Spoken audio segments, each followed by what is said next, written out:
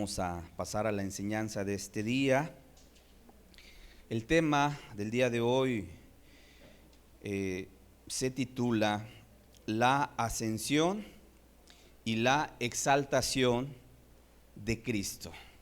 La ascensión y la exaltación de Cristo.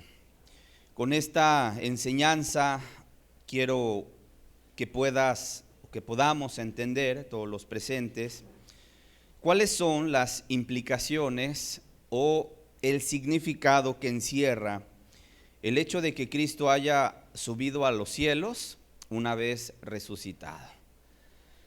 Una de las cosas que necesitamos comprender es que su llegada a la tierra fue de una forma portentosa, milagrosa, porque todos sabemos, porque lo hemos hablado, porque lo hemos leído en la Escritura, que el Señor Jesucristo, cuando vino a la tierra, vino a nacer de una mujer virgen. Una mujer que de alguna manera nunca había tenido pues ninguna intimidad con ningún hombre. Estaba desposada sí, con un hombre llamado José. Esta mujer se llamaba María. Era una mujer el pueblo de Israel, una mujer con ciertas características, y tal como Dios lo había profetizado por medio del profeta Isaías 700 años antes de la venida del Señor Jesús. El profeta Isaías profetizó 700 años, imagínense, y había dicho que iba a dar una señal, la cual iba a hacer que la Virgen iba a concebir e iba a dar a luz un hijo. Y obviamente se había llegado el tiempo y Cristo vino, tomó un cuerpo humano, dice la Escritura, que se despojó a sí mismo, ¿verdad? Siendo en forma de Dios, no estimó el ser igual a Dios, sino que se despoja de sí mismo y toma un cuerpo humano como el tuyo y como el mío. Ahora quiero decirte, la venida del Señor Jesús no intervino voluntad humana. No intervino voluntad humana, fue solamente por voluntad de Dios. Por eso no era necesario que esta mujer estuviese casada para poder dar a luz a Jesucristo, sino que fue de una concepción virginal, se le conoce en teología. Ok, esto es importante saberlo para que nosotros no tengamos dudas de que Cristo fue verdadero hombre, pero también es verdadero Dios. Verdadero hombre y verdadero Dios. Por eso, quien no entiende estas palabras, esta forma en la cual la Escritura nos presenta de esta manera a Jesús, en ocasiones se pierde en la lectura de las Escrituras, porque en ocasiones dice, bueno, entonces ¿a quién le oraba Jesús si Él es Dios? Bueno, pues sí, pero en su humanidad nos estaba dando un ejemplo de cómo tenemos nosotros que orar al Padre para cuando estamos en tribulación, en angustia, y bueno, no solamente en problemas, sino en todo momento tenemos que estar orando y en comunión con nuestro Padre. Y Cristo era de alguna manera nuestro ejemplo, así como Él vivió, tenemos nosotros que vivir. Y cuando nosotros tenemos claro que Cristo es verdadero Dios, pero también fue verdadero hombre, vamos a poder comprender mejor las Escrituras, ¿ok? Ahora, así como fue su entrada a este mundo de una manera pues portentosa, sobrenatural, quiero decirte también su salida de este mundo tenía que ser portentosa y sobrenatural, ¿ok? Entonces, esto es lo que el día de hoy vamos a ver. Es un tema un poco teológico, sin embargo, trataremos de explicarlo de una manera sencilla para que todos podamos entenderlo, porque es muy importante para nuestra fe cristiana. ¿Qué significa eso de la ascensión?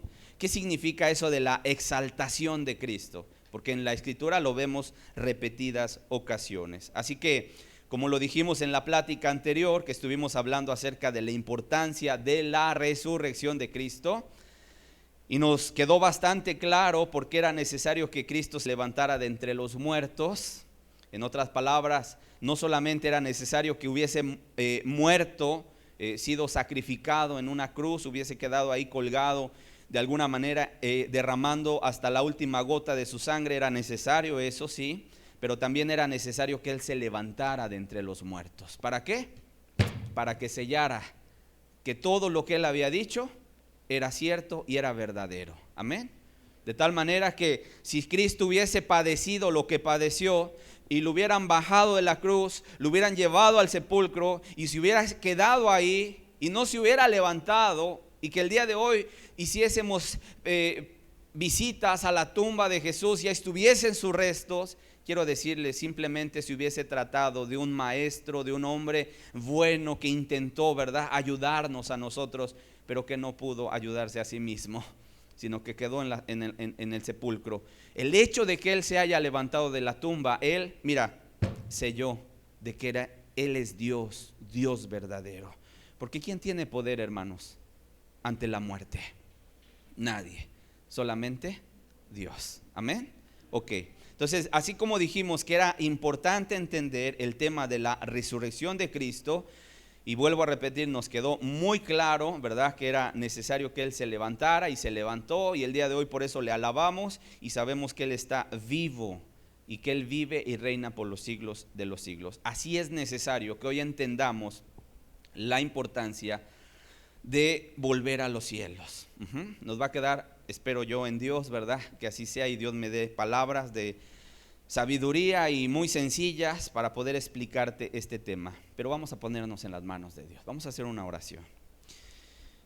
Padre, hoy venimos delante de tu presencia. Tu palabra nos habla en sabiduría.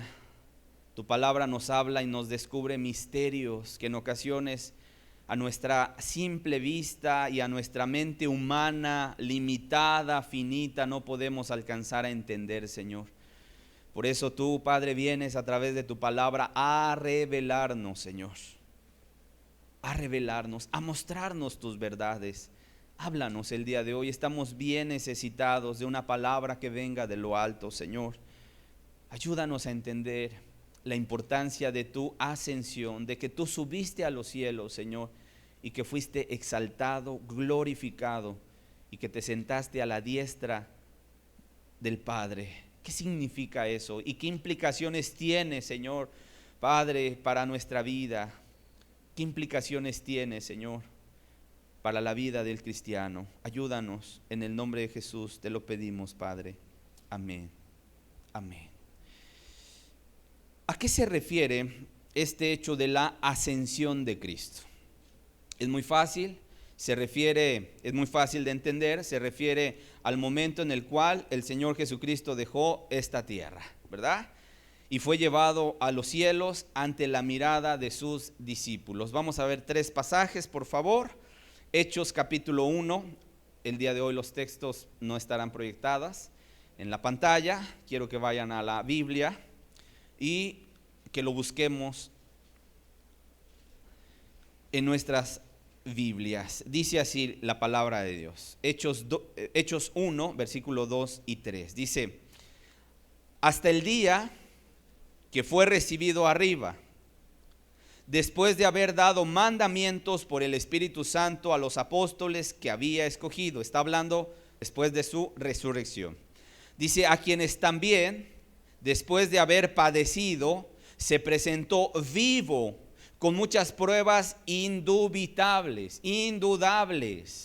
apareciéndoseles durante 40 días y hablándoles acerca del reino de Dios. De alguna manera la Escritura nos deja entender que el Señor Jesús, después de que se levantó de los muertos, salió de la tumba, anduvo un lapso de 40 días todavía en esta tierra y se aparecía a los discípulos, de una forma corporal, visible, palpable. Acordémonos que en una ocasión el Señor Jesús se presentó ante sus discípulos, no estaba Tomás, y entonces los apóstoles le dijeron a Tomás: te la perdiste, vino el Maestro, estuvo con nosotros.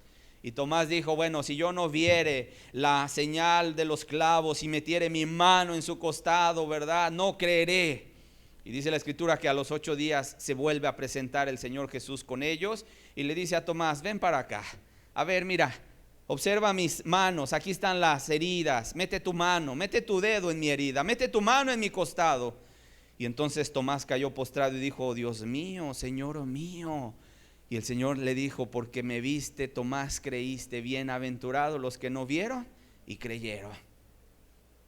Y en ese tiempo, 40 días, el Señor Jesús estuvo apareciéndoseles a los discípulos en repetidas ocasiones, pero era de una manera corporal, lo podían incluso palpar, no fue como una especie de espectro o de fantasma o de espíritu, no, era el Señor Jesús, ¿sí? Resucitado, su cuerpo se había levantado de la tumba. Y eso es importante entenderlo, porque el día de hoy también hay muchas doctrinas heréticas que nos hablan de que, bueno, solamente fue el espíritu y se aparecía como un espectro, como si fuese un fantasma. Por eso se aparecía y se desaparecía. No, bueno, debemos entender que Él es Dios Todopoderoso. Sin embargo, lo que debemos entender en este primer punto es que Él anduvo todavía un lapso de 40 días en esta tierra.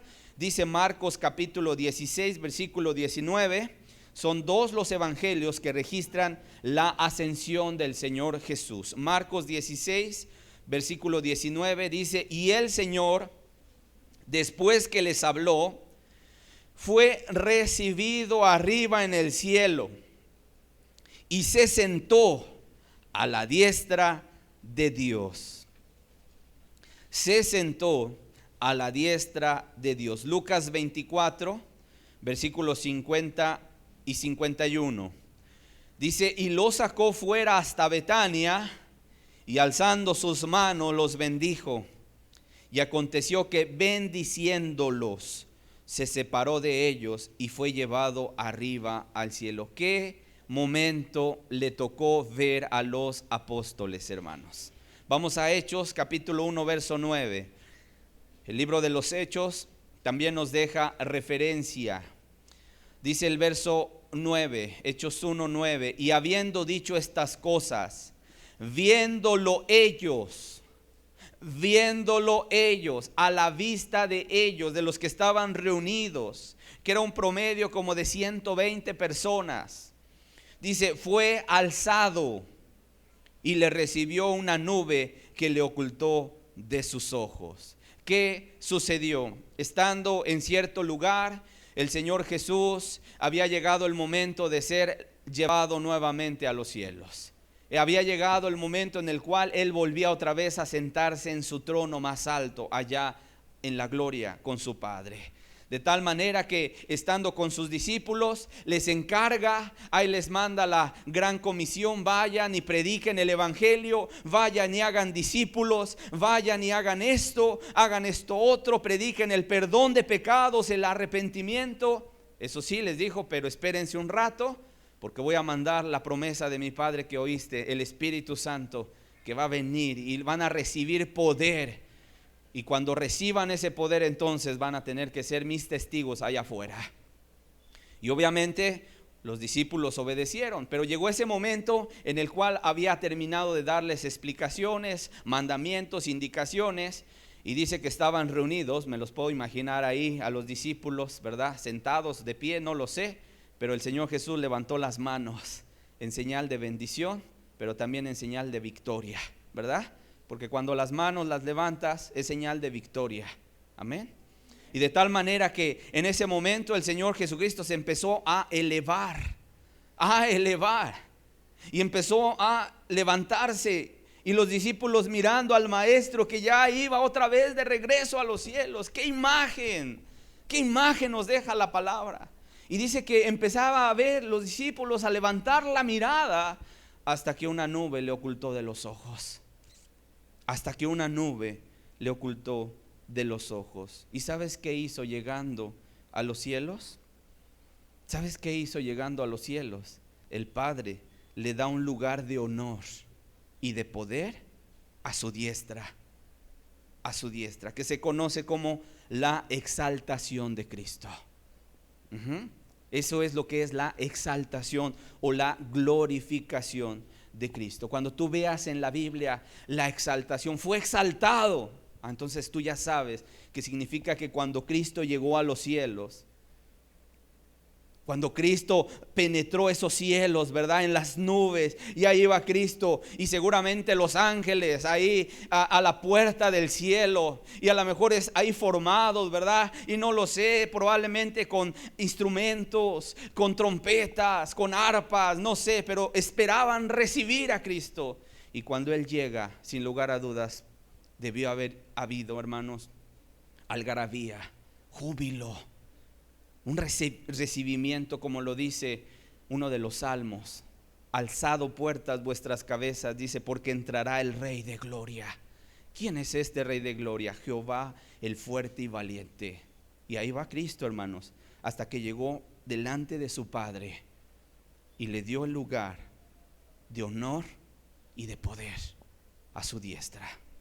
Esa es la exaltación de Cristo. Vamos a ver el día de hoy qué significado encierra este hecho de su ascensión y su exaltación.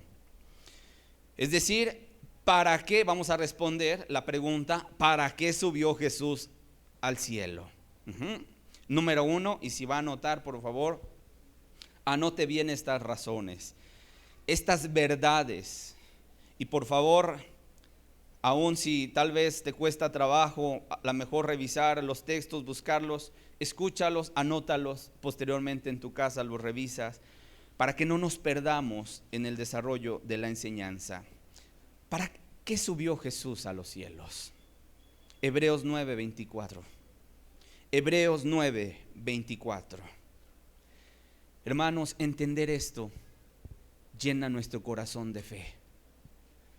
Si tú entiendes esto, tu corazón, para todo creyente, para todo aquel que sus pecados han sido perdonados, el día de hoy tú vas a entender todo lo que Cristo tuvo que hacer justamente para darnos todas esas bendiciones.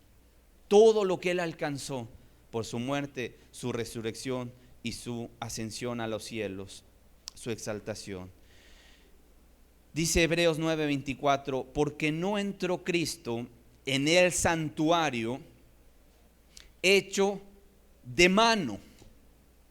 Es decir, aquí se refiere, no entró al tabernáculo, no entró al templo, figura del verdadero, sino en el cielo mismo. Es decir, Cristo entró en el cielo mismo para presentarse ahora por nosotros ante Dios. ¿Por qué Jesús subió al cielo? A presentarse ante Dios el Padre como pago de nuestra deuda. ¿Cómo ves?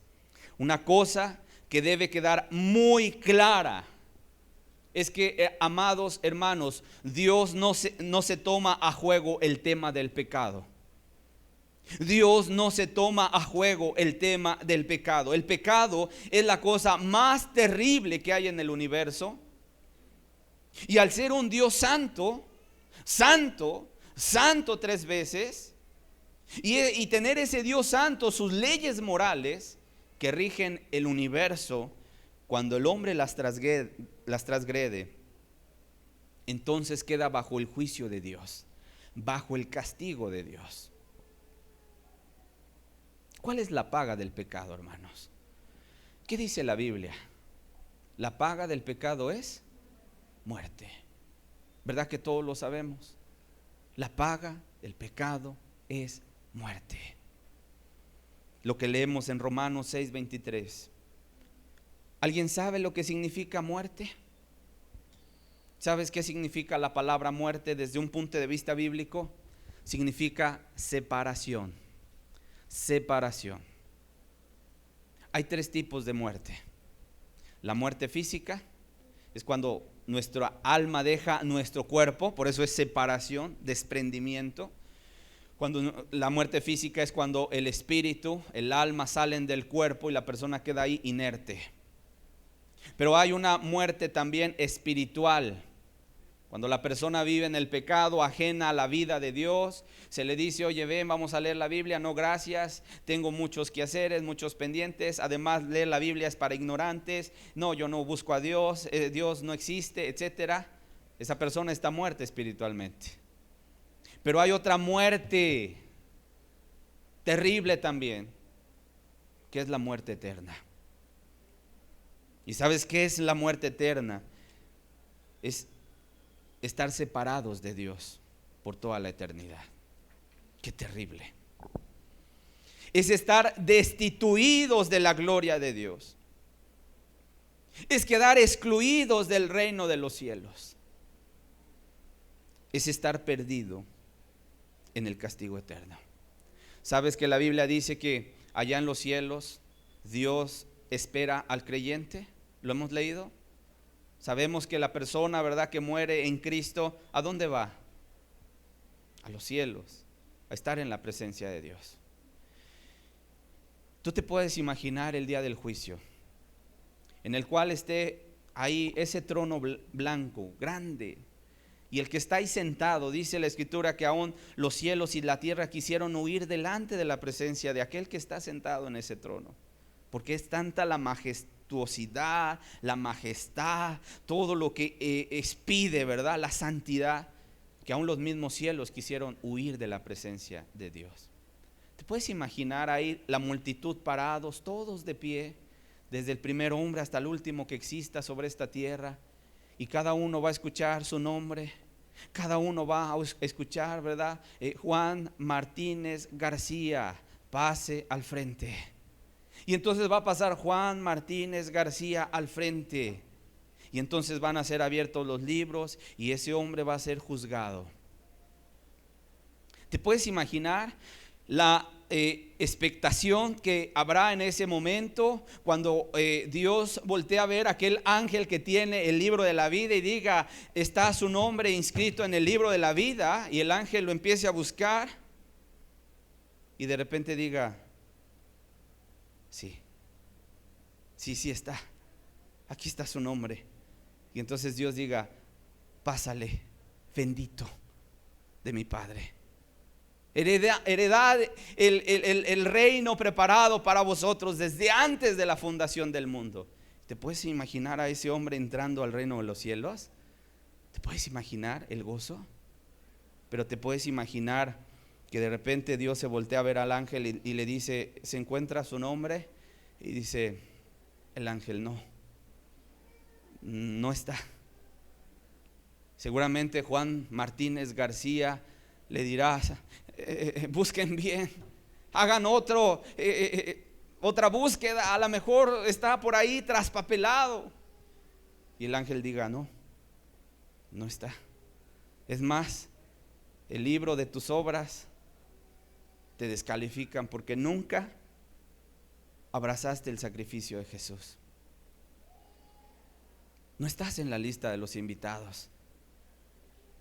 Imagínate ver las puertas abiertas y que ahí está Juan, ¿verdad?, intentando meterse, pero en ese momento se cierran las puertas para él. Qué terrible será ese día. Y no solamente eso, que escuche la voz de Dios que diga, tómenlo y arrójenlo al lago que arde con fuego y azufre. Qué terrible será ese día. Pero hermanos, una cosa quiero que quede muy claro el día de hoy. En los cielos hay una corte celestial, hay un tribunal, hay un juez y hay una ley por la cual la gente va a ser juzgada. Y hermanos, esto no funciona como mucha gente cree, diciendo, bueno, sí hago males, pero también hago bienes. No, Dios no tiene una balanza grandísima allá en los cielos que digan, a ver, ahora sí, traigan las obras malas de Juan Martínez García y échenlas de un lado de la balanza. Y traen todos los pecados que cometió en su vida, ¿verdad?, y lo ponen de un lado y ¡ay!, se cae la balanza de ese lado. Dice, pero ahora traigan todas las cosas buenas. Y entonces van y traen ahí, ¿verdad?, las cosas que hizo, entre comillas, buenas, y las puso ahí. Y bueno, vamos a ver para dónde se inclina la balanza, ¿verdad? Quiero decirte, así no funciona la justicia de Dios. La paga del pecado es ¿qué? Digámoslo fuerte. La paga del pecado es muerte. Muerte. ¿Qué significa esto? Que si alguien quisiera pagar la culpa de su pecado, sí hay una forma. ¿Sabes cómo? Hay dos maneras. Una de ellas es que tú la pagues con tus propios méritos, yendo al castigo eterno. ¿Cuándo terminarías de pagar la culpa? Nunca. Pero hay otra forma, que es la que Dios puso, que es a través del sacrificio de Jesús. Esa es una muerte por sustitución. ¿Quiénes merecían morir? Los pecadores, de los cuales yo soy el primero, No fue Pablo, yo, hermanos. Yo fui el más perverso, el más malvado, el más terrible. Y creo que si eres honesto, tú deberías decir: no, hermano, te equivocas, yo fui el peor. Yo fui esa madre que maltraté a mis hijos. Yo sí fui ese padre desobligado, yéndome al vicio. Y creo que cada uno, porque así dice la Escritura, por cuanto todos pecaron, están ¿qué? Destituidos de la gloria de Dios. La muerte, hermanos, de la cual nos habla la Biblia, la muerte es la separación, estar perdido en el castigo eterno. Sin embargo, ¿qué hizo Dios el Padre? ¿Qué hizo Dios el Padre por nosotros? Manda a Cristo a morir por ti. Viene Cristo a tomar tu lugar y mi lugar, para morir en nuestro lugar. Y creo que esta es la parte principal del Evangelio, y que tenemos que gritar y que tenemos que proclamar, porque Cristo tomó la culpa tuya y la culpa mía. Lo que nosotros merecíamos, el castigo que tú y yo merecíamos, y entonces Él pagó nuestra deuda. Porque de alguna manera la sentencia de Dios tiene que cumplirse, tenía que cumplirse. La paga del pecado es muerte. Imagínate el gran dilema en el cual Dios se encontraba. Dios el Padre decía: es cierto, la raza humana ha pecado, pero yo quiero darle una segunda oportunidad, un segundo chance. Si Dios decía: los perdono, se iba a levantar Satanás y le iba a decir: tú eres un Dios injusto, eres un juez justo. ¿No que eres un juez santo? ¿No que eres un juez, verdad, justo? ¿Por qué los perdonas? ¿Por qué los perdonas? Si mira, ahí está el hombre que malgastó su vida. Ahí está el joven en la fornicación que fue fornicario. Ahí está él que echó a perder su vida. ¿Por qué los perdonas? Si tú mismo dijiste que la paga del pecado es muerte, ¿por qué los perdonas? ¿Sabes? Para que no se levantara ningún Satanás a levantar el dedo delante de Dios y señalarlo de injusticia, Dios dijo: ok, mi ley se tiene que cumplir. ¿Cómo le vamos a hacer? Alguien tiene que morir, alguien tiene que pagar. Y como quiero darles una segunda oportunidad a ellos, como quiero darles un segundo chance a ellos, entonces mando a mi amado, a mi único hijo, a morir en su lugar. Ese es el sacrificio de Jesús, hermanos. Eso es el justo por los injustos. Sus manos y sus pies traspasados, su costado traspasado, y ahí quedó muerto nuestro Salvador. Sin embargo, al tercer día se levanta de entre los muertos, porque la muerte no lo pudo retener. Y entonces llega el momento de presentarse nuevamente ante la presencia de Dios como evidencia legal del pago de esa deuda. Y entonces, al mirar Dios, ¿verdad?, el Padre a Cristo con las evidencias que Él llevaba, las manos, el costado traspasado, que eran evidencias de su muerte en esta tierra, entonces queda satisfecha la demanda de justicia del Dios Santo. Por eso mira lo que dice Hebreos, volvamos a leerlo, 9:24. Porque no entró Cristo en el santuario hecho de mano, figura del verdadero. Nada más te aclaro una cosa. En el Antiguo Testamento dice la Biblia que estaba el tabernáculo de reunión. Era una especie de tienda de campaña. Años más tarde se construyó el templo. Tanto en el tabernáculo como en el templo había un lugar que se conocía como el lugar santísimo. El lugar santísimo estaba reservado al fondo y había una cortina que separaba el lugar santo del lugar santísimo. Al lugar santísimo podía entrar el sumo sacerdote una vez por año, y cuando entraba llevaba sangre de un sacrificio. Habían degollado al cordero, un corderito, habían tomado la sangre y entraba el sumo sacerdote al lugar santísimo. ¿Y sabes qué hacía? Tomaba de esa sangre y la derramaba, la esparcía en un lugar que se conocía como el propiciatorio. ¿Qué había en el lugar santísimo? Había una cosa: el arca del pacto. Era una pequeña caja de madera recubierta de oro. Dentro de ella, de la caja, de esa arca, estaba una muestra del maná, estaban las 2 tablas de la ley y estaba la vara que había reverdecido de Aarón. La tapa que cubría esa caja era el propiciatorio. Y en esa caja, en esa tapa, estaban esculpidos 2 ángeles que miraban sus rostros hacia adentro. Cuando el sumo sacerdote llegaba con la sangre del cordero que había sido inmolado, que había sido sacrificado, llegaba, entraba al lugar santísimo una vez al año y esparcía, rociaba la sangre en el propiciatorio. ¿Para qué? Para hacer expiación por los pecados del pueblo. ¿Qué significa la palabra expiación?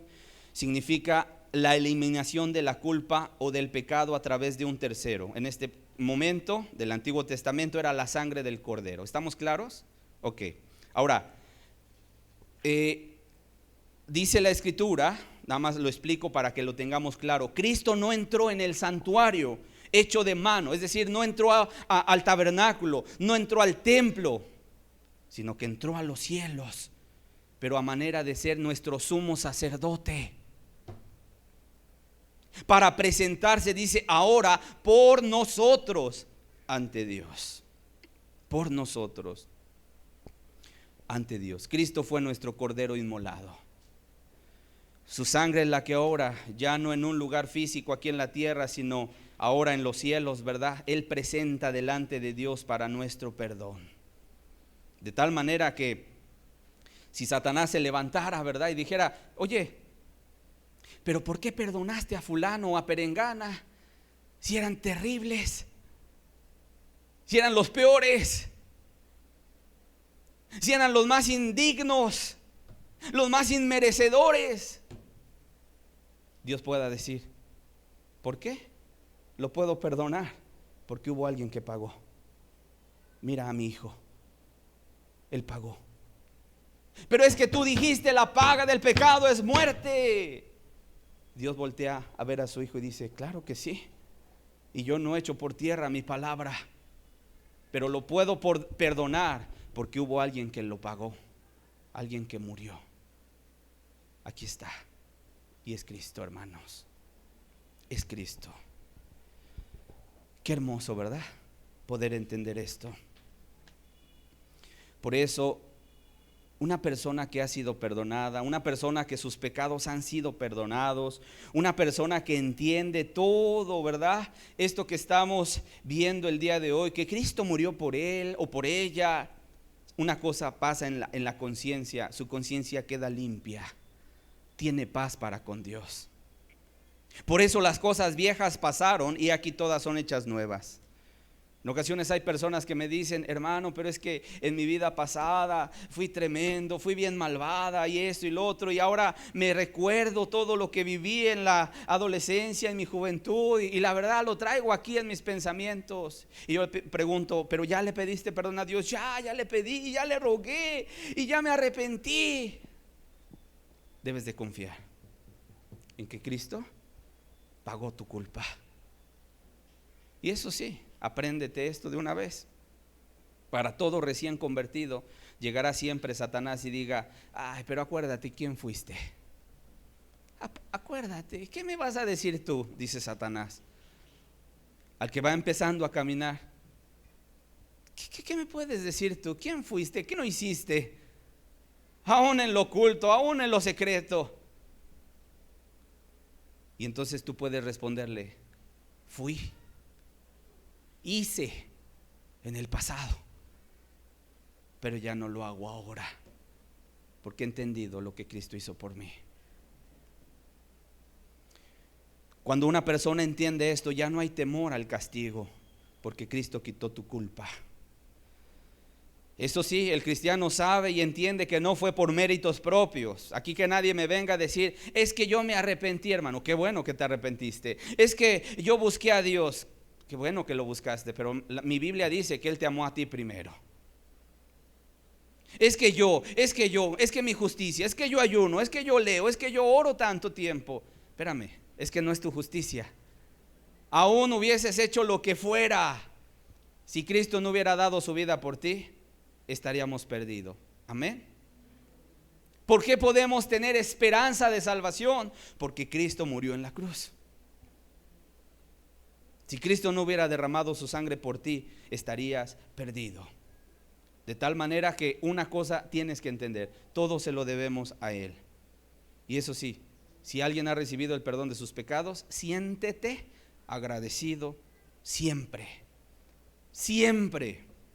Que no se te olvide la antigua purificación de tus pecados. Siempre somos deudores a Cristo, y no le pagues mal, y no le digas, ay Señor, ¿a poco también esto tengo que dejar? Oye, pues si Él dejó su cielo y vino a morir en una cruz por ti, ¿tú crees que Él no es digno aún de lo que nos pide?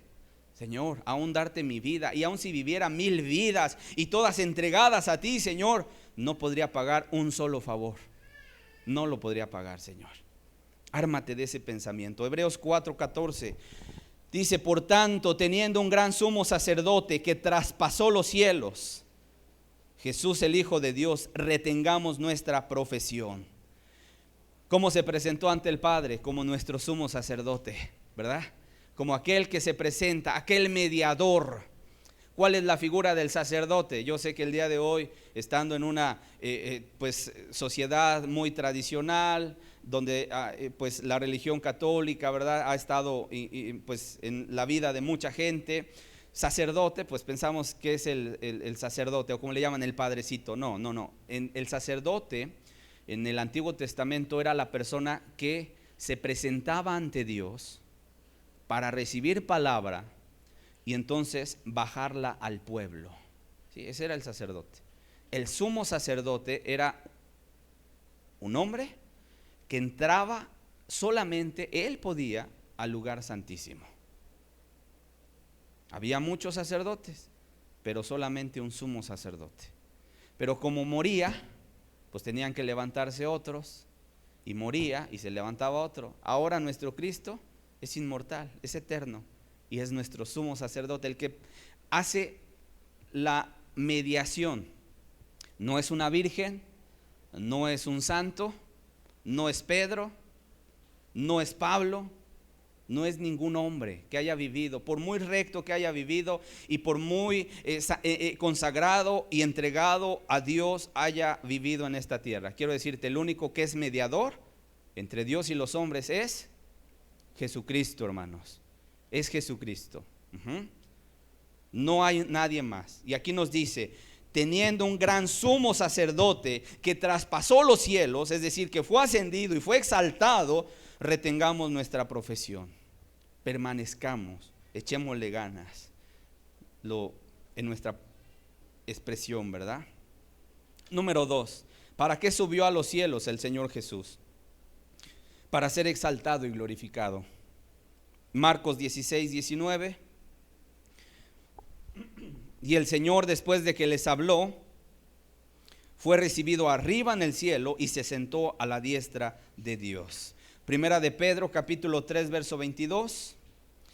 Quien habiendo subido al cielo, dice, está sentado a la diestra de Dios, y a Él están sujetos ángeles, autoridades y potestades. Ahorita vamos a ver otra implicación, otro significado que tiene el que Cristo esté a la diestra del Padre. Romanos 8:34. ¿Quién es el que condenará? Cristo es el que murió, más aún el que también resucitó, el que además está a la diestra de Dios, el que también intercede por nosotros. Efesios 1:20, la cual operó en Cristo, resucitándole de los muertos y sentándole a su diestra en los lugares celestiales. Cuando tú ves la diestra de Dios, indica un lugar de honor y de poder. Filipenses capítulo 2, verso 9 al 11. Por lo cual Dios también le exaltó hasta lo sumo. Fíjate, le exaltó hasta lo sumo, hasta lo más alto, y le dio un nombre que es sobre todo nombre, para que en el nombre de Jesús se doble toda rodilla de los que están en los cielos y en la tierra y debajo de la tierra, y toda lengua confiese que Jesucristo es el Señor, para gloria de Dios Padre. Uno de los textos que tú le puedes mostrar al testigo de Jehová, que en ocasiones dice es que Jesús no es Dios, dile, bueno, entonces ¿por qué Dios lo exalta hasta lo sumo, hasta lo más alto? ¿Estás de acuerdo? ¿Y por qué incluso toda rodilla se va a doblar delante de Él? Oye, si Él no es Dios, ¿por qué entonces recibe adoración? Porque doblar la rodilla significa adorarle, reconocerlo, exaltarlo. Cuando la Escritura me dice a mí en el Antiguo Testamento que nadie le quitará la gloria a Dios, y Él no comparte su gloria con nadie, ¿qué podemos entender? Pues que Cristo es Dios. Toda lengua confesará que Jesús es el Señor, para gloria de Dios el Padre. Número 3, nos asegura el acceso a Dios. Hebreos 4, 14 al 16 dice: por tanto, teniendo un gran sumo sacerdote que traspasó los cielos, Jesús el Hijo de Dios, retengamos nuestra profesión. Porque no tenemos un sumo sacerdote que no pueda compadecerse de nuestras debilidades, sino uno que fue tentado en todo según nuestra semejanza, pero sin pecado. Acerquémonos, dice pues, confiadamente al trono de la gracia. En otras palabras, como Él ya está ahí sentado y Él es nuestro sumo sacerdote, Él es nuestro mediador, entonces te da el acceso a Dios. ¿Qué sucedió el día en que Cristo murió? Dice la Escritura, el velo se rasgó, ¿no? ¿Ok? Se rasgó. Y el libro de Hebreos nos dice que ese velo es el cuerpo de Cristo, fue rasgado. Pero yo decía que el velo hacía separación entre el lugar santo y el lugar santísimo. El velo entonces era una división. No podía entrar cualquier persona al lugar santísimo. Pero el hecho de que Cristo murió rasgó el velo. ¿Qué significa? Que ahora el creyente, todo creyente puede tener acceso a la presencia de Dios. Qué tremendo, hermanos. Qué implicaciones tan tremendas. Lo leemos tan sencillo, pero si lo pudiésemos entender en lo más profundo de nuestro corazón. Cristo te dio acceso a la presencia de Dios. Nos acostumbramos hoy tal vez en la mañana a levantar nuestros ojos y decirle a Dios: Señor, gracias por este día, y orar, incluso a veces sentir como la misma gloria de Dios está ahí en nuestro cuarto, en nuestra recámara, ¿verdad? Y nos podemos acostumbrar. Quiero decirte, tú y yo somos privilegiados. Antes no se tenía este privilegio. ¿Sabes por qué ahora somos privilegiados? Porque Cristo ganó. Cristo nos dio esas bendiciones por su muerte y por su resurrección. Número 4, ¿sabes para qué fue allá a los cielos? ¿Sabes para qué fue a los cielos? Para enviar al Espíritu Santo a sus discípulos. Hechos 2:33 dice: así que exaltado por la diestra de Dios y habiendo recibido del Padre la promesa del Espíritu Santo, dice, ha derramado esto que vosotros veis y oís.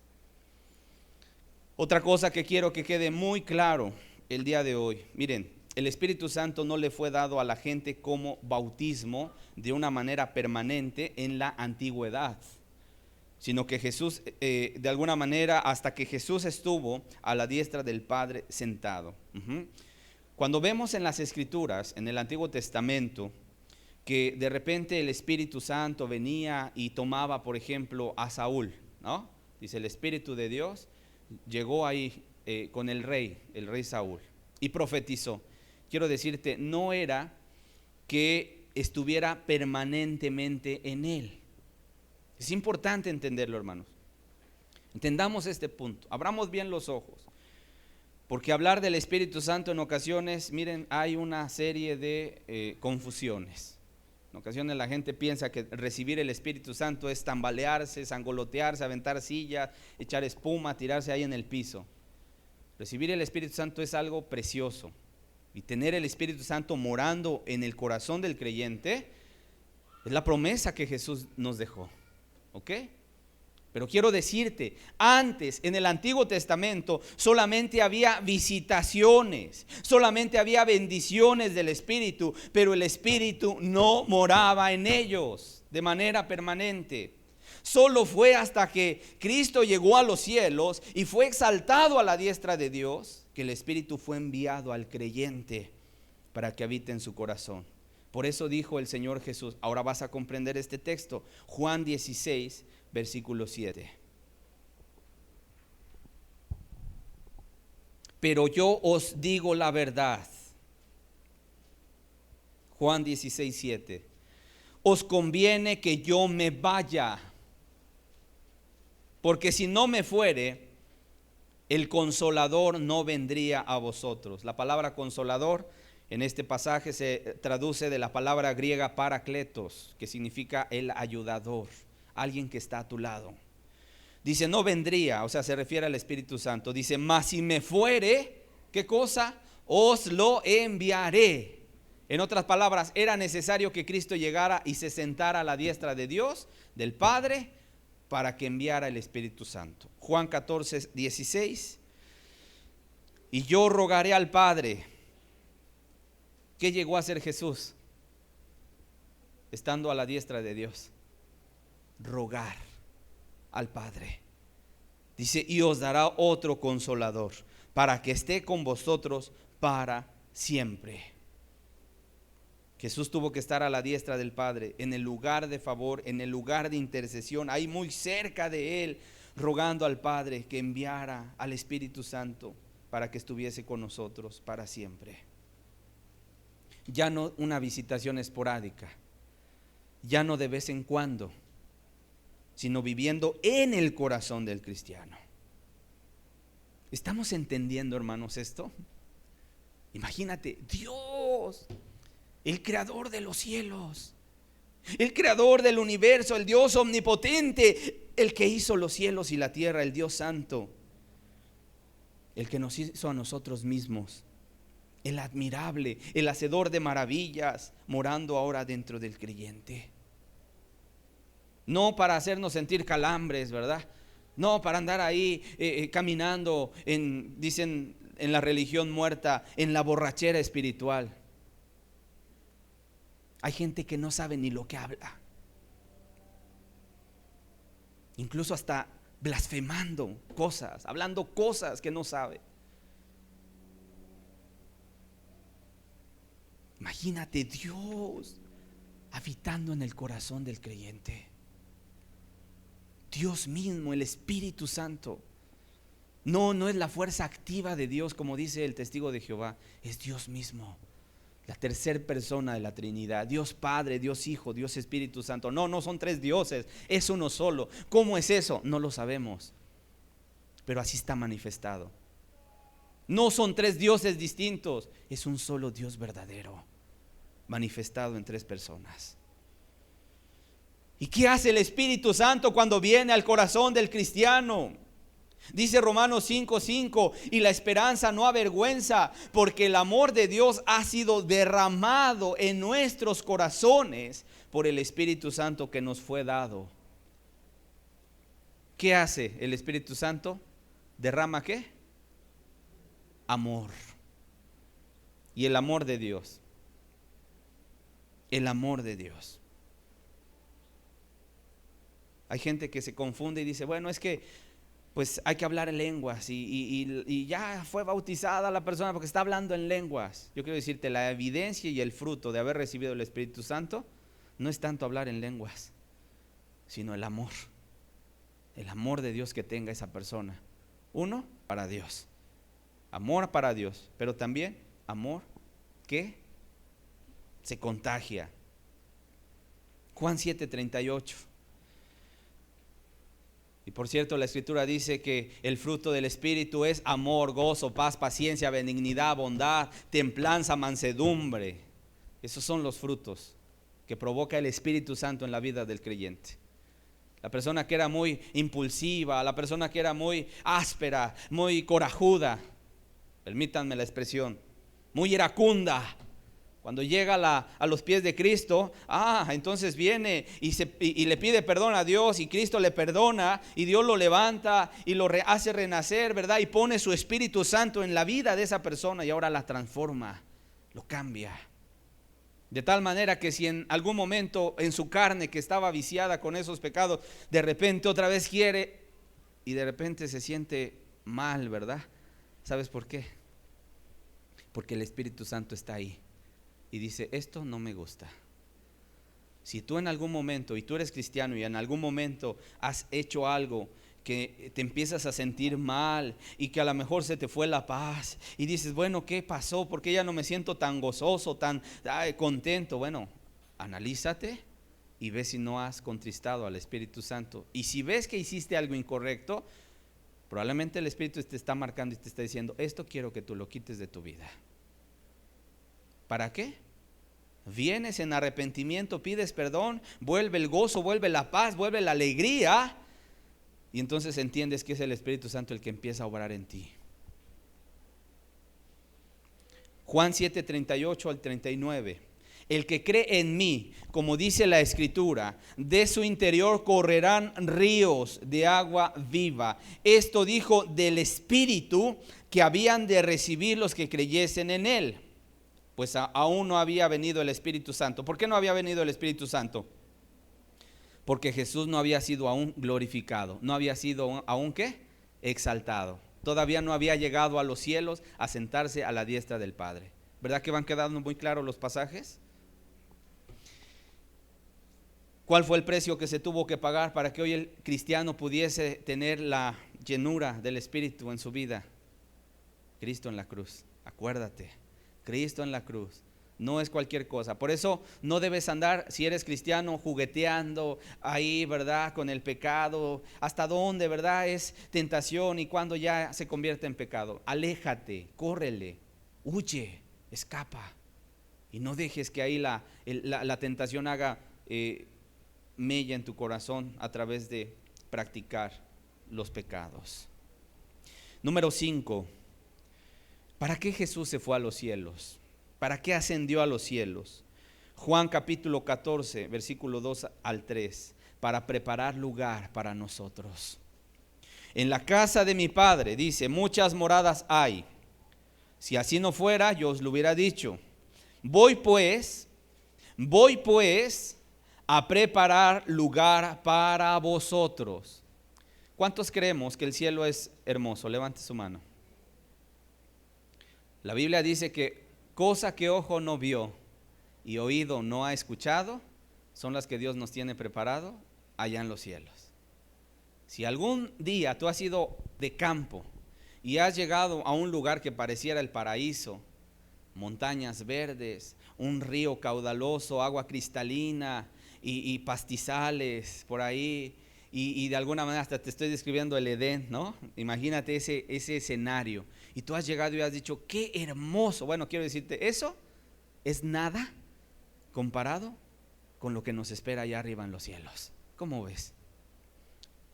No, los cielos no es que vas a andar brincando de una nube en otra. La Biblia describe los cielos, calles de oro, mar de cristal. Y Jesús dijo, allá en la casa de mi Padre muchas moradas hay. Y todavía, no contento con lo que hay, dice, voy pues a preparar lugar para ti. ¿Qué nos estará preparando el Señor? En otras palabras, yo cuando leo esto digo, ¿cuánto ama Cristo a los suyos? Voy pues a preparar lugar para vosotros, dice, y si me fuere, verso 3, y os preparare el lugar, vendré otra vez. Vendré otra vez y os tomaré a mí mismo, para que donde yo estoy, vosotros también estéis. ¿Qué quiere Jesús? Que el cristiano esté ¿dónde? Siempre con Él. Siempre con Él. Fue a preparar, hermanos, lugar para nosotros. Por eso dijo, me voy, pero regreso. Me voy, pero regreso. Punto 6. ¿Para qué fue a los cielos? Se fue a los cielos para enviar el Espíritu, pero también al estar en la diestra de Dios, ahora dirige su iglesia desde los cielos. Efesios 1, 20 al 22. Una cosa quiero que quede clara. ¿Quién es el que va al frente de la iglesia? ¿Alguien sabe? ¿Cómo se llama? Jesús. Él es el dueño, Él es la cabeza, Él es el capitán, Él es el general, Él es el que va adelante. Él. Y si lo entendemos, muchas cosas preciosas podríamos hacer para Él. Efesios 1, 20 al 22. La cual operó en Cristo, dice, resucitándole de los muertos y sentándole a su diestra en los lugares celestiales, sobre todo principado. Cristo está sobre todo principado. Está sobre toda autoridad y poder y señorío, y sobre todo nombre que se nombra, no solo en este siglo, sino también en el venidero. Y sometió, ojo, sometió, dice, todas las cosas. ¿Quién? El Padre. Sometió todas las cosas bajo sus pies y lo dio por cabeza sobre todas las cosas a la iglesia. ¿Qué debemos entender? Hermanos, Satanás está vencido. ¿Cuántos dicen amén? Satanás está vencido. Y alguno me dirá, bueno, pero si está vencido, ¿por qué todavía sigue haciendo sus maldades? Porque es rebelde. Porque se opone a la voluntad de Dios. Porque va en contra de los principios y de la voluntad de Dios. Pero Él está vencido. ¿Estamos de acuerdo? ¿Dónde fue vencido? En la cruz. En la cruz del Calvario fue vencido. Ahí fue vencido. Ahora quiero decirte, la Escritura nos está diciendo que ya fue puesto todo principado, toda autoridad, está por encima de todo, incluso ángeles, ¿verdad? El mismo diablo, sus demonios, todo está bajo sus pies. Y lo dio por cabeza, dice, sobre todas las cosas a la iglesia. Cristo es la cabeza de la iglesia. ¿Y sabes qué hace desde los cielos? Él dirige la iglesia. Él es el capitán, el general, el jefe. Es Cristo, hermanos. Y todo cristiano se somete a Jesús. Cuando la iglesia intercede, el reino de las tinieblas es vencido. Por eso tú y yo tenemos una encomienda muy grande. Acuérdense, Mateo 28. Toda potestad me ha sido dada en los cielos y en la tierra. Dice, por tanto, id. Fíjate, por tanto, ve. Es decir, ya me fue entregada, ya le quitamos la autoridad que tenía el diablo a través del pecado y que había sido el que estaba gobernando este mundo. Ya llegué y ya lo vencí y ahora toda potestad, todo poder me ha sido entregado. Por tanto, ve y predica, ve y haz discípulos, ve y comparte la palabra. ¿Y qué hace el cristiano? Bueno, ¿qué debe de hacer el cristiano? Predicar, alcanzar a las almas, ¿verdad? No estar sentado, hermanos. Hay que otros hagan las cosas. Cada uno de nosotros tenemos que reclamar lo que Cristo ya ganó, hermanos. Cuando tú no haces la obra de Dios, si tú eres cristiano y tú te quedas ahí sentado y no estás metiendo las manos y no estás ni intercediendo y estás dejando que pues otros metan las manos, quiero decirte, tú no estás haciendo la obra de Dios. Cuando Cristo está allá en los cielos sentado y está diciendo a su iglesia, levanten la cosecha. Levanten la cosecha. Ay, Señor, es que soy inútil. Bueno, Dios ya sabe que somos inútiles. No es nuestra fuerza, es la de Él, hermanos. Es la de Él. No deshonremos a Cristo.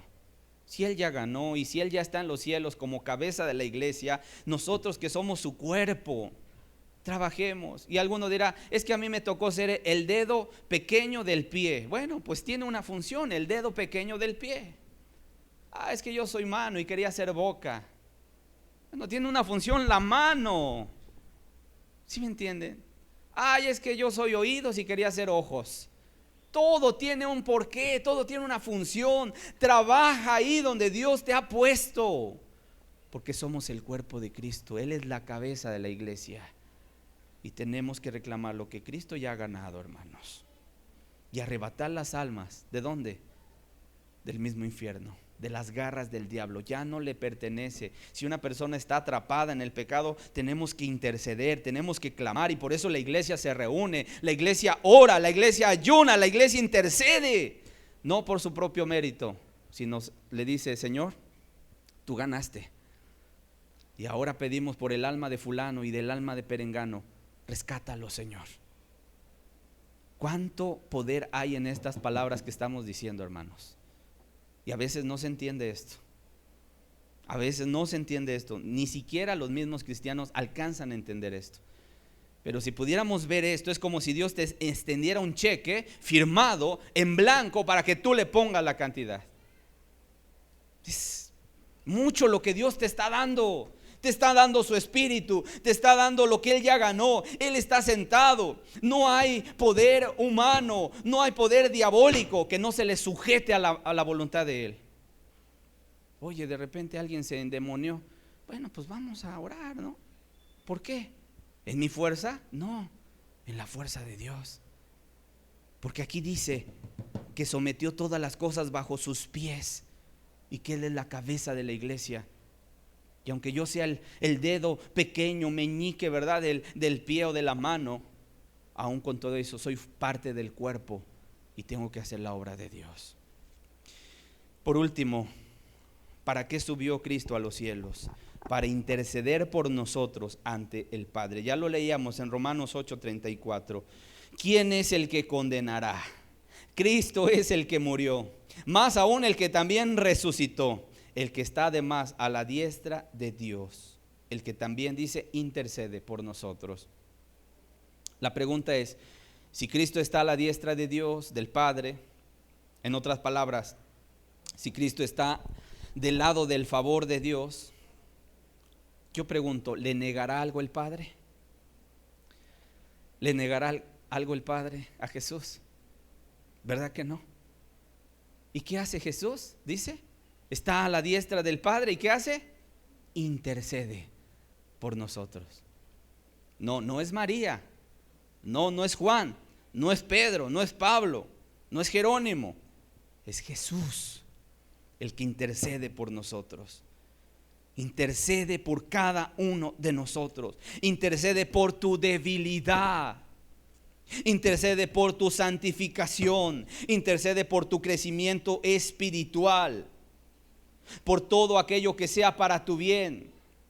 Es más, la Biblia lo presenta como nuestro abogado. ¿Y qué es un abogado? Aquel que representa tu causa delante del juez, ¿cierto o no? Si tú tienes un problema legal en esta tierra, en ocasiones pues le hablas a un abogado. ¿Para qué? Porque dices, es que yo no sé ni siquiera cómo hablar, cómo llegar delante del juez, ¿qué le voy a decir? Me están acusando de esto y de aquello. Y si tú vas ante el tribunal, seguramente te hacen pedazos los que están ahí. Y el que te acusa más, el que te acusa más. ¿Qué necesitas? ¿Un qué? Un abogado. El abogado llegará con las pruebas en la mano, habrá platicado contigo y entonces empieza a argumentar delante del juez que está ahí. Y está el otro que te acusa y está el juez que te defiende, ¿cierto o no? Ahora, la Biblia dice que Cristo es nuestro abogado. ¿Cómo ves? No solamente nuestro sumo sacerdote, es nuestro abogado. Y cuando está Satanás, porque no falta, la Biblia dice que él es el que acusa, el calumniador, el que acusa a los hermanos. Y día y noche está ahí también delante de Dios diciendo, ¿ya viste fulano? ¿Ya viste? Ya deséchalo. Ya él ya no tiene. ¿Para qué te ocupas en él? ¿Sabes qué hace Cristo? Viene y aboga tu causa. Viene y se para delante del Padre y dice, Señor, Padre mío, aquí están las pruebas del pago de la deuda. Qué hermoso es nuestro Cristo, ¿verdad? Qué precioso es conocer de este lado a Jesús, hermanos.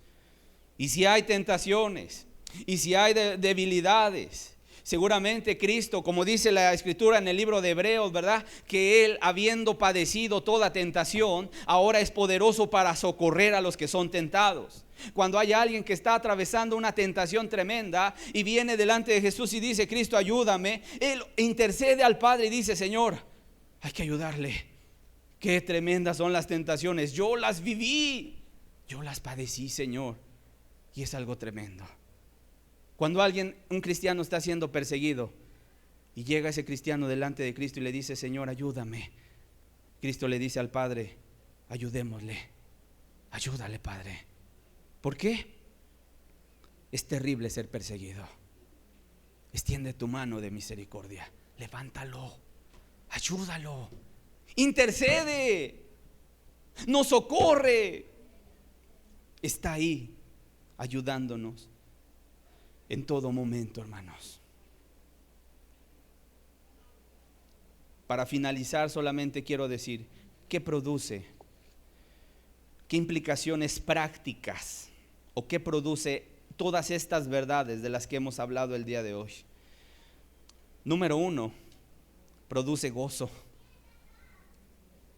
A mí me produce gozo y esperanza,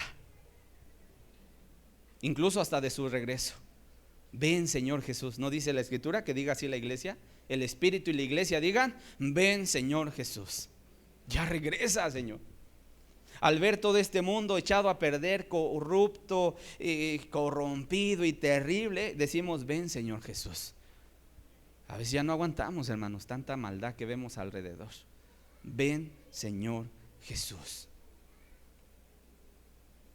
Ven, Señor Jesús. Hechos 1:10 al 11. Hechos 1, versículo 10 al 11. Estando ellos con los ojos puestos en el cielo, entre tanto que él se iba, y aquí se pusieron junto a ellos 2 varones con vestiduras blancas, los cuales también les dijeron: varones Galileos, ¿por qué estáis mirando al cielo? Este mismo, no dice que otro, dice este mismo Jesús que ha sido tomado de vosotros al cielo, así vendrá como le habéis visto ir al cielo. Hermanos, que nadie se deje engañar el día de hoy, porque están apareciendo falsos mesías, y de una vez se los comento. Y no solamente lo que ahorita hay allá en Medio Oriente y en Israel, y la euforia y todo el mundo, el Mesías de Israel. Cuidado. Y no nos vamos a centrar a estar hablando de todas estas cuestiones, porque a veces es mejor hablar de nuestro Cristo, ¿verdad? No nos interesa el anticristo, no nos interesa saber de otro, nos interesa conocer a nuestro Jesús. Pero sí es importante decirlo: Cristo viene, hermanos, por segunda vez. Y dice la Escritura que así como le habéis visto ir a los cielos, dice, así vendrá como le habéis visto ir al cielo. Es decir, ahora va a bajar de manera corporal, física. Otro pasaje dice en el libro de Apocalipsis: todo ojo le verá cuando descienda de sus cielos. Es más, va a llegar y va a poner su pie y va a haber un gran terremoto. Digo, nada más es para que ustedes no se dejen también mover, ¿verdad? No sea que en medio de nosotros vaya a haber gente que esté emocionada: ya apareció el Mesías allá en Israel. No, pues quiero decirte, ese no es. Jesús dijo: yo vengo en nombre de mi Padre y a mí no me reciben. Otro vendrá en su propio nombre y a ese sí van a recibir. Bueno, pues están cumpliendo las profecías, hermano. Y es más, cuando yo veo esto digo: miren, estamos así, los tiempos están pero sí rápido. Por eso el que se necesita entregar a Dios, entréguese ya. No le dude, no le busque, no diga: ay, mañana, en el otro discipulado, ay, después. No, ya entréguese, vuélvase, aproveche el tiempo de gracia. Ya si el reloj llegó al punto donde Dios va a concluir su obra y a lo mejor está dando unos segundos todavía de gracia, aprovechémosle, no lo menospreciemos. Amén. Entonces, ¿qué provoca? Un gozo, esperanza de su regreso, un incentivo a la santidad. Si sabes que Él va a venir otra vez, pues yo no creo que tú quieras andar en el pecado. Pues si te encuentras ahí en el pecado, pues simplemente no te vas con Él. No te vas con Él. Entonces, ¿a qué te motiva esta doctrina de saber que Él está en los cielos, que Él está ya gobernando su iglesia, que Él mandó el Espíritu, que Él intercede por ti? A la santidad. ¿Te sientes débil el día de hoy? Recurre al sumo sacerdote. Él te entiende, Él te comprende, ¿sí? ¿Has llegado a tropezar? Levántate. Eres cristiano, pero tropezaste, levántate. Levántate y sigue adelante. No te quedes ahí postrado. Levántate y sigue adelante. ¿Tú todavía no te entregas? ¿Qué esperas? Vuélvete. Arrepiéntete del pecado. Produce seguridad y confianza al saber que nuestro Salvador está en el cielo y desde ahí gobierna todo. Y como decía el salmista David en el Salmo 73, versículo 5, con este texto concluyo: ¿a quién tengo yo en los cielos sino a ti? Y fuera de ti nada deseo en la tierra. ¿A quién tenemos, hermanos, en los cielos? A Cristo Jesús. Amén. Pongámonos de pie para hacer una oración. Padre, hoy te damos gracias por tu palabra, Señor. Una palabra instructiva, una palabra que nos llena el corazón de gozo, de alegría. Entendemos todo lo que Cristo logró a través de su muerte, a través de su resurrección y a través de haber llegado nuevamente a los cielos para ser exaltado, Señor. Padre, a ti la gloria y la honra por los siglos de los siglos. Pon estas verdades, encárnalas en el corazón de cada uno de los presentes, Señor. Y de aquellos que son tus hijos, Señor, motívalos, empújalos a la fe, a la esperanza. ¿Qué hay, Señor, que no hayas ganado, Señor? No hay nada, Señor. Todo está ganado y todo está bajo tus pies. Y si tú vas delante de tu iglesia, no hay diablo que se ponga de frente, Señor. Gracias por esta palabra. Séllala en el corazón de cada uno de los presentes, en el nombre de Jesús. Amén, Padre. Amén.